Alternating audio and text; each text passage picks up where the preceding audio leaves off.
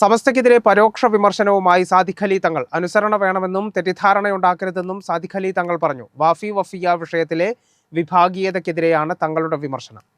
Wafy വഫിയക്കെതിരെ സമസ്തയിലെ league വിരുദ്ധ ചേരി പ്രചാരണം ശക്തമാക്കിയ ഘട്ടത്തിലാണ് സാദിഖ് അലി തങ്ങളുടെ പരോക്ഷ വിമർശനം. വേദികൾ തെറ്റിദ്ധരിപ്പിക്കാൻ വേണ്ടി ഉപയോഗിക്കരുതെന്നും അനുസരണ വേണമെന്നും സാദിഖ് അലി തങ്ങൾ പറഞ്ഞു. വിഷയദാരിദ്ര്യമുള്ളവരാണ് പലതും പറയുന്നതെന്നും തങ്ങൾ വ്യക്തമാക്കി. വിഷയദാരിദ്ര്യമുള്ളവര് പലതും പറഞ്ഞു വന്നിരിക്കും. അവരോട് പറയാനുള്ളത് വിഷയദാരിദ്ര്യം എന്തിനാ നിങ്ങൾ വിഷയദാരിദ്ര്യത്തിൽ ഇങ്ങനെ ബുദ്ധിമുട്ടുന്നത്? നമ്മുടെ പ്രഭാഷണങ്ങളിലും നമ്മുടെ പ്രസംഗങ്ങളിലുമൊക്കെ നല്ല നല്ല കാര്യങ്ങൾ പറയാൻ എത്രയോ വിഷയങ്ങളുണ്ടല്ലോ. നമ്മുടെ വേദികൾ അതിനുവേണ്ടിയാണ് നമ്മൾ പ്രയോജനപ്പെടുത്തേണ്ടത്.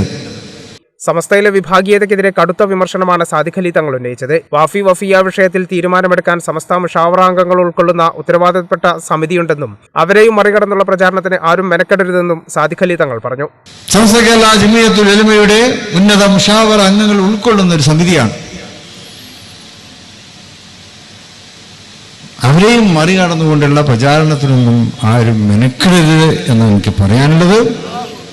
അവരാണ് വാഫി വിഷയത്തിലാകട്ടെ സമുദായത്തെ ബാധിക്കുന്ന വിദ്യാഭ്യാസപരമായ കാര്യങ്ങൾ, സാമൂഹികമായ മറ്റു കാര്യങ്ങൾ, മതസൗഹാർദ്ദപരമായിട്ടുള്ള കാര്യങ്ങൾ,